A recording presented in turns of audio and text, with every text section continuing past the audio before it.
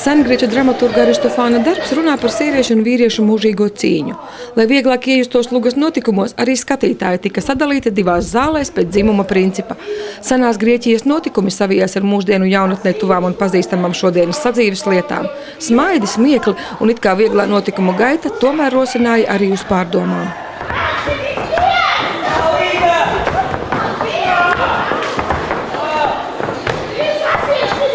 Šāda izrāde Gulbenē ir jaunums. No kurienes idejas? Sisteta is a classic play.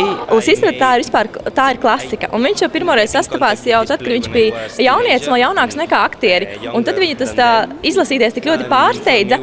Un arī fascinēja. Viņš saprata, ka par seksu un vardarbību var runāt arī tādā gudrā veidā. Un ka tas ir laiks, kad arī ir vislabāk runāt, un tas vecums.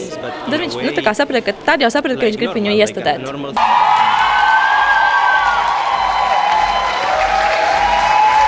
Malači jaunieši, malači noteikti. Bija vērts skatīties, un vispār režisors ir unikāls. Es domāju, ka mūsējie diez vai tādu izrādi uztaisītu. Diez vai. Mēs kā staru jaunie improvizatori, mēs jauniešu grupu uztaisījām staros. Mums noteikti ir dažas idejas, ko mēs noteikti paņemsim. Izmantos. Jā, noteikti.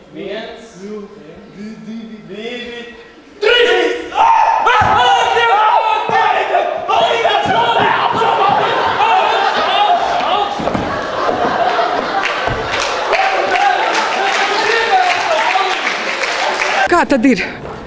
Vai vīriešiem ar sievietēm jādraudzējas vai nē? Es domāju, ka vīrieši bez sievietēm nevar noteikti. Gan kāda apstākļos, gan jebkādies. Kāds bija šis darbs pie šīs izrādes? Patiesībā diezko grūti nebija, jo mums ir ļoti labs režisors un ļoti viegli bija sastrādāties un lielākoties, mums bija jautri. Valoda? Nav problēmu. Vismaz man. Tās, kas tev noraut galvu un aizsūtīs pa pastu tai mātei! Kas tu? Spartē tagad! Tūla, ko tu iedomājies, tev galvu noraušu! Un iekšas arī! Pavisam drīz pēc 2 nedēļām mums visiem būs iespēja baudīt vēl vienu spāņu režisoru darbu. Pēc 2 nedēļām ir gada atsitiens, un Viktors ir mūsu radošais direktors. Es domāju, šis gada atsitiens arī būs pilns pārsteigumiem. Be ready for surprise. Jā, esiet gatavi pārsteigumiem.